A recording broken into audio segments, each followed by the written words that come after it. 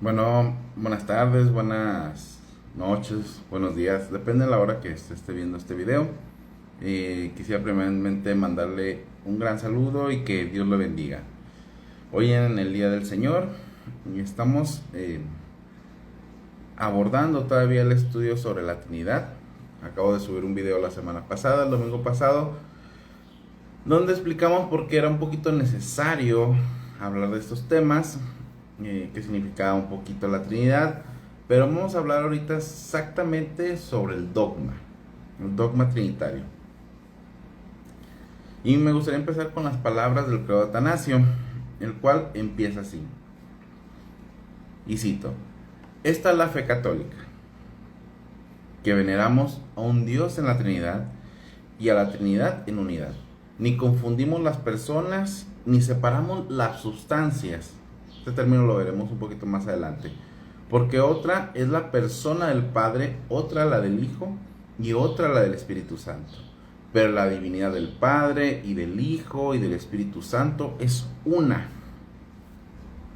Es igual su gloria, es coeterna su majestad, como el Padre, tal el Hijo, tal el Espíritu Santo.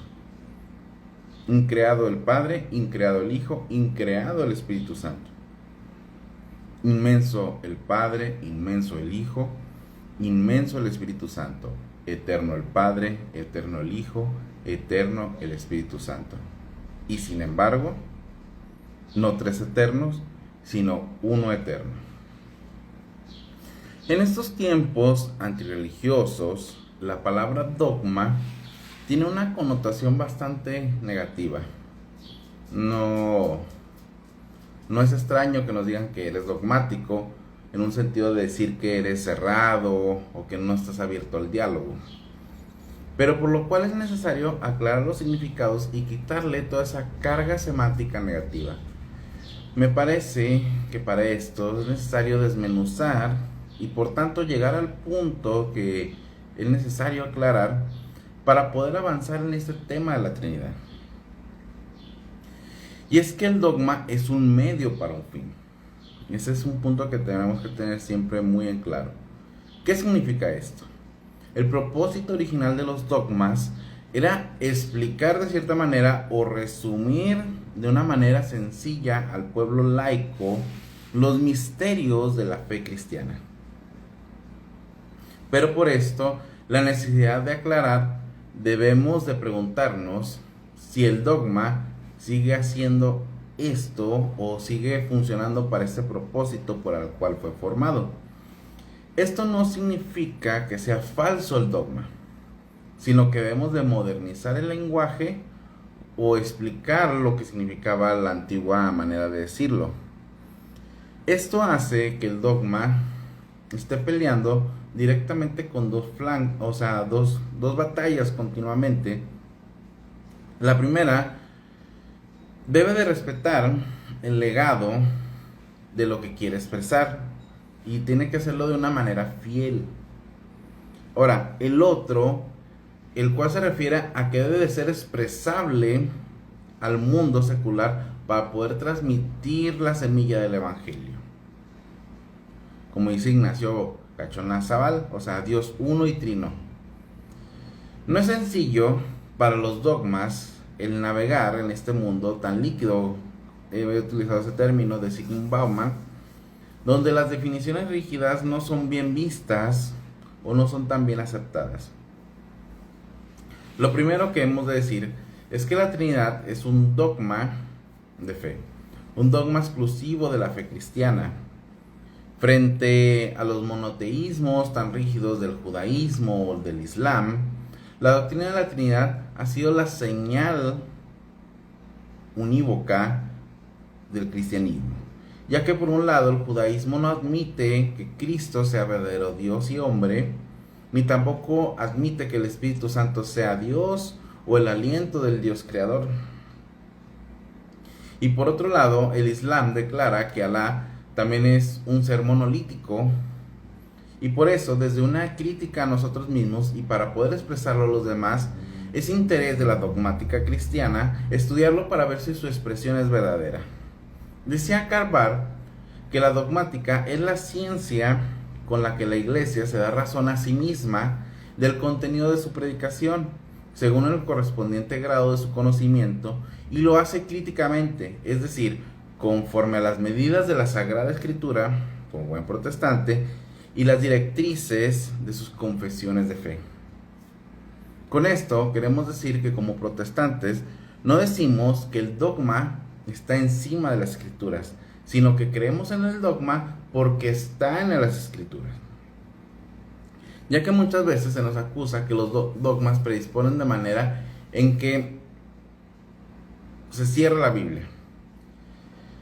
Y más bien lo que trata de hacer el dogma es querer aclarar qué es lo que creemos en ellos, porque podemos ver huellas palpables en la palabra de la Biblia. Ahora, ¿qué es un dogma? Según la definición actual de la Real Academia de la Lengua Española, la RAE, el dogma es un conjunto de creencias de carácter indiscutible y obligado para los seguidores de cualquier religión. Este término proviene de la palabra dogma, que significa parecer, opinión o creencia. Y esta a su vez deriva de dokeo, que significa pensar, suponer, imaginar. En un principio, y de acuerdo a su significado más original, la palabra dogma se utiliza para designar a aquellas opiniones que son personales y que están fuera de la tradición. Ese era el significado original de la palabra dogma. Podemos ver ese uso en algunos de los escritos de los llamados padres apostólicos, que hablaban acerca de los dogmas del Señor y de los apóstoles, como hace Ignacio de Antioquía, o también como lo utiliza él mismo en la cuestión de la esperanza, justicia y amor, como los 3 dogmas del Señor, que eso viene en la expresión de la carta de Bernabé. La Didache, un temprano reglamento comunitario probablemente surgido del ámbito sirio-palestino antes del siglo 100 después de Cristo, utiliza la palabra el dogma del Evangelio. Tiempo después, es Vicente de Lérins, a fin de caracterizar la verdadera doctrina cristiana de fe, habla en su obra como notorio, compuesta en el año 433, la cual es 3 años después del Concilio de Efeso. En esta obra hace la distinción entre dogma divino, o en palabras dice dogma divinum, dogma celestial, dogma caeleste o dogma eclesiástico y dogma católico. Y esta distinción que hace Vicente le dio un giro lingüístico a la palabra y hace que se empiece a parecer más al significado que le atribuimos el día de hoy. El que le da el toque al final a la palabra y hace que tome lo que hoy comprendemos es el teólogo católico Francisco Veronio, el cual ya le empieza a dar ese uso en donde un dogma ya no solamente es una enseñanza o una doctrina, sino que es una índole de los enunciados de fe cuyo grado de certeza e importancia es máximo. Y por tanto, como lo desarrolló este teólogo en su obra, y por lo tanto deben de ser declarados como cierto con obligación. Es decir, si los pusiéramos en el punto más básico, según cómo se fue desarrollando el concepto, el dogma es un axioma o una premisa en la fe. Son nuestras presuposiciones con las cuales nos podemos acercar para trabajar de manera ordenada con un todo, como un cuerpo de Cristo. Es como un matemático, o sea, utiliza ciertas reglas antes de acercarse a ciertas maneras de interpretar el universo. Ahora, no significa que estos axiomas, por tanto, no sean ciertos o que sean totalmente transformables, pero significa que su significado ha sido probado a través de los años. Ahora, para este tiempo en particular, donde la individualidad nos quiere hacer parecer independientes unos de otros, se enseña que los dogmas o las premisas son malos por sí mismos, ya que no nos dan libertad. Pero esto contradice la palabra en donde dice que la escritura no es de interpretación privada, ya que al pensar en un sentido individualista, nos hace creer, como lo hace el mundo, que somos más inteligentes que muchas mentes que han trabajado antes que nosotros. Y esto es un revisionismo insano. Ni los científicos, aunque critican las teorías de antes, trabajan con las teorías de antes. Para esto me gusta lo que dice el manual de dogmática de Daycam acerca del dogma, que dice: enunciados de fe o leyes morales como a manifestaciones directamente divinas, dice que eso es el dogma, vinculantes para todos y con plena virtualidad unificadora. Ahora, para terminar aclarando un poco el tema del dogma, debemos decir que un dogma debe cumplir tres funciones principales en el día de hoy. Uno, que debe ser una doctrina y una verdad revelada por Dios, la cual debe ser propuesta públicamente y debatida por la iglesia. Este es un punto bien importante. Los dogmas fueron debatidos dentro de la iglesia. Ahora, este dogma debe ser aceptado por fe universal por la iglesia cristiana. Aquí es un punto bien importante. O sea, los dogmas fueron aceptados por la iglesia cristiana. Aquellos que no lo aceptan, estos dogmas, como la cuestión trinitaria, no son cristianos. Hablamos de testigos de Jehová, hablamos de mormones, hablamos de los apostólicos, ya que muchas veces se venden como cristianos ellos mismos. Y tercero, las posiciones que la contradigan deben de ser condenadas como herejía. Esto lo desarrolla Chrisman en su obra que se llama Regula Fei Catholicae. Ahora, esto es un medio que tiene el dogma para el fin último, que es ser motivo de enseñanza para mostrar lo correcto e incorrecto. Ahora, tenemos un mundo que te dice que la verdad es según la perspectiva o dentro de la subjetividad, pero la fe cristiana sí muestra que existen posiciones correctas e incorrectas. O sea, existe la verdad y la mentira, lo blanco y lo negro. Y aunque es cierto que existen ciertos tonos grises, también debemos de recordar, y como punto final, que estos tonos grises existen porque está el blanco y el negro. Ahora, ¿son malos los dogmas? Dice Atanasio en el principio de su libro Contra los paganos calumnian la religión cristiana sin darse cuenta que es la verdadera.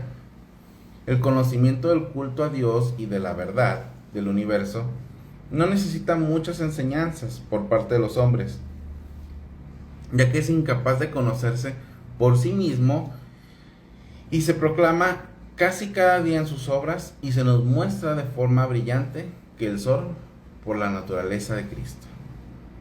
Es decir, los paganos quieren menoscabar la fe cristiana histórica siempre. El conocimiento del Dios verdadero debería ser de manera natural para todos los hombres, pero creo que este sentido religioso de la existencia no tiene en cuenta que el pecado de los hombres entorpece su visión, como bien cita Calvino o también el mismo Wesley dice. Ahora, aunque también en el mismo libro dice que es necesaria la escritura para conocer al verdadero Dios y Señor, lo que quiero decir con esto es que aunque la revelación general nos muestra las obras de Dios y podemos suponer ciertas cosas sobre Él, es solamente en la Biblia donde podemos conocer su verdadera naturaleza. Lo mismo pasa de alguna manera en los dogmas. Aunque deberían ser claros para nosotros mismos, poder verlos, es por culpa de nuestra necedad o a veces del pecado que no podemos disipar la nubosidad que tenemos en nuestro frente. Es como aquel que retrata en el Salmo 14. Dice el necio en su corazón: no hay Dios. Se ha corrompido, hacen obras abominables. Lo mismo pasa con la Trinidad. Es clara si empezamos a disipar nuestras necedades y quitamos la corrupción de nosotros mismos y le hacemos caso a lo que muchas veces la iglesia ha propuesto.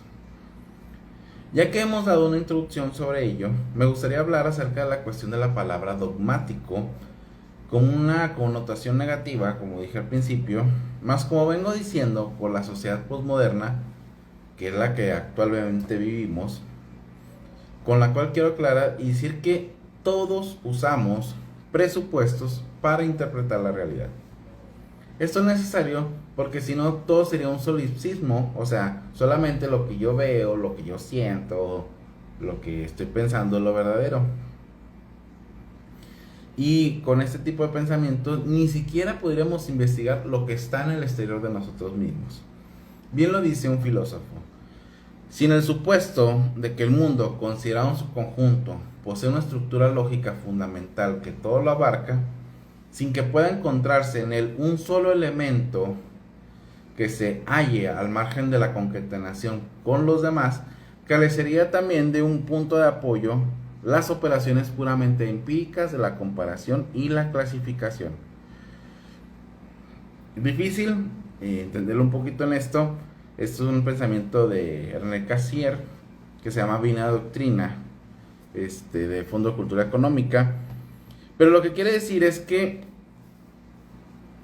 todos nos acercamos a las cuestiones a partir de un presupuesto lógico con el cual nosotros podemos interpretar la realidad.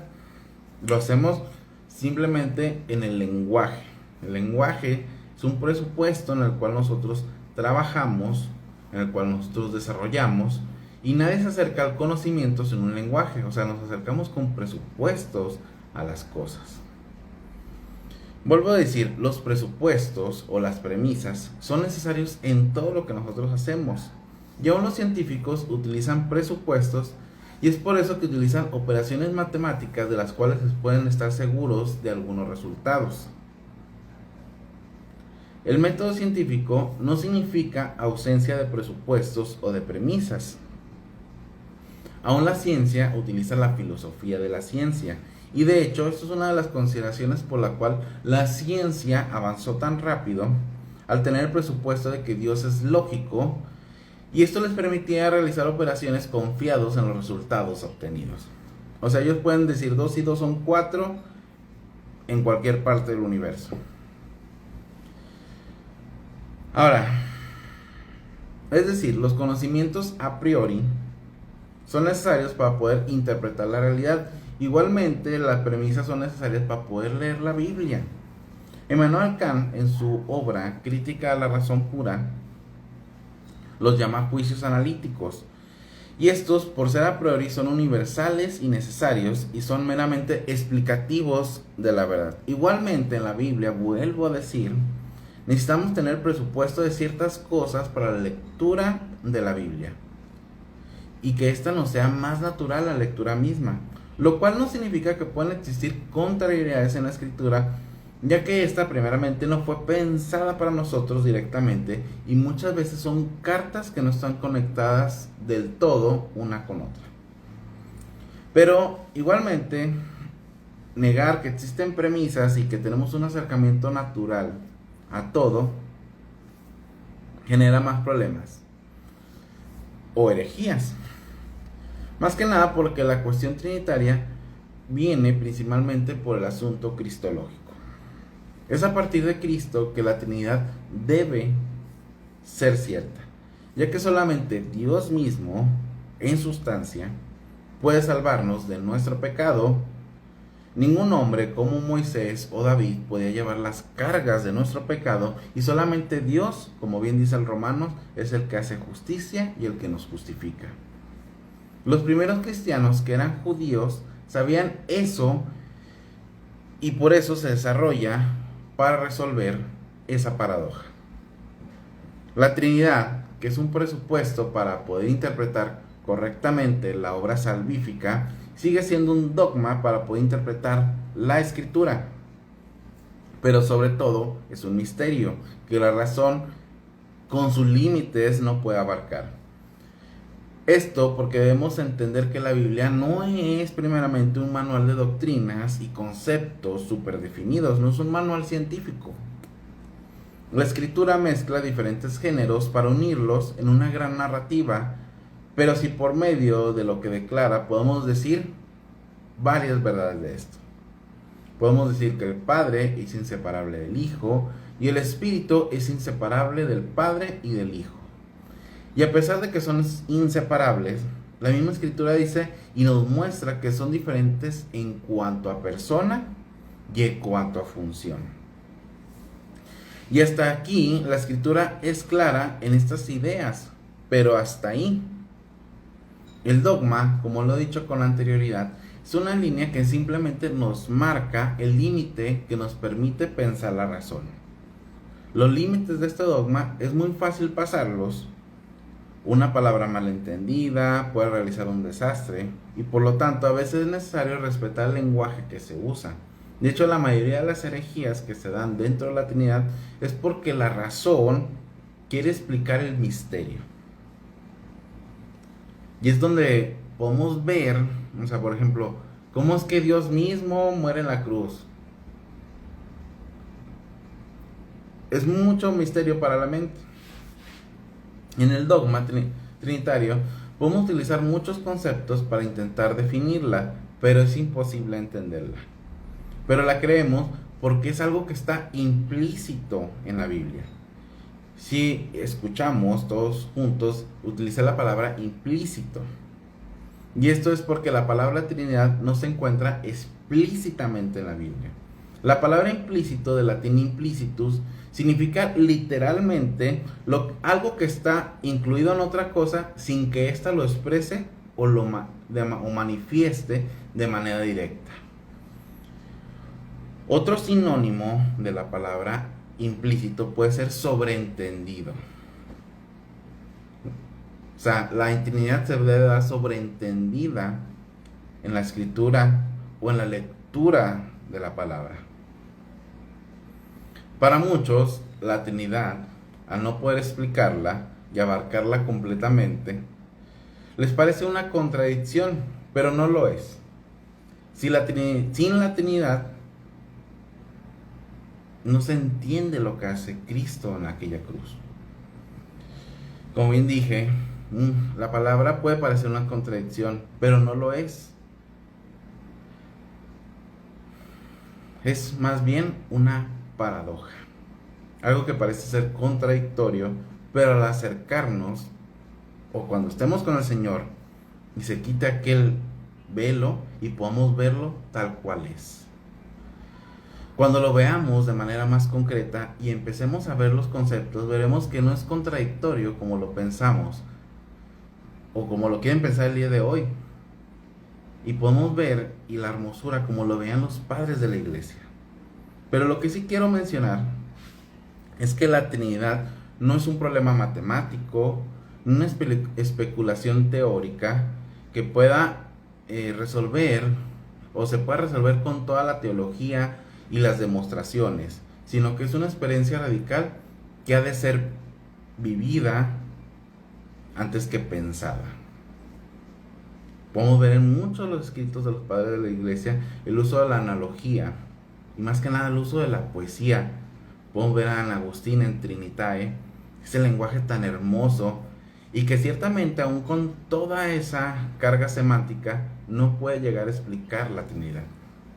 Como dije, el principio de la Trinidad es cristológico, y aunque Jesucristo no predicó la Trinidad de manera explícita, pero sí abrió el camino que nos conduce al Padre, y nos legó al Espíritu Santo, como él mismo lo dije, es conveniente que yo me vaya, como dijo en sus palabras. Tampoco hablaron de la Trinidad los primeros escritores bíblicos, pero todos ellos confesaron en la fe del Padre y en Jesús y por medio del Espíritu Santo, como en todos los lenguajes, como bien lo utilizan Pablo en 1 Corintios o en Filipenses, o podemos ver en el lenguaje que utiliza el escritor de Apocalipsis. Ahora, para cerrar, el video va a estar en Facebook o en Instagram si tienen alguna duda. La Trinidad no es la aportación de un teólogo o un escritor bíblico particular, sino que es parte de la vida cotidiana o debe ser parte de la vida cotidiana de la iglesia. Y esta empezó cuando empezamos a orarle a Jesucristo e invocar al Espíritu Santo. Y ante este misterio Solo nos queda adorarle. Dios les bendiga. Pasen un buen día del Señor en compañía de su familia. Y Dios les bendiga. Y estamos la próxima semana. Vamos a empezar a abordar el lenguaje trinitario de la Biblia.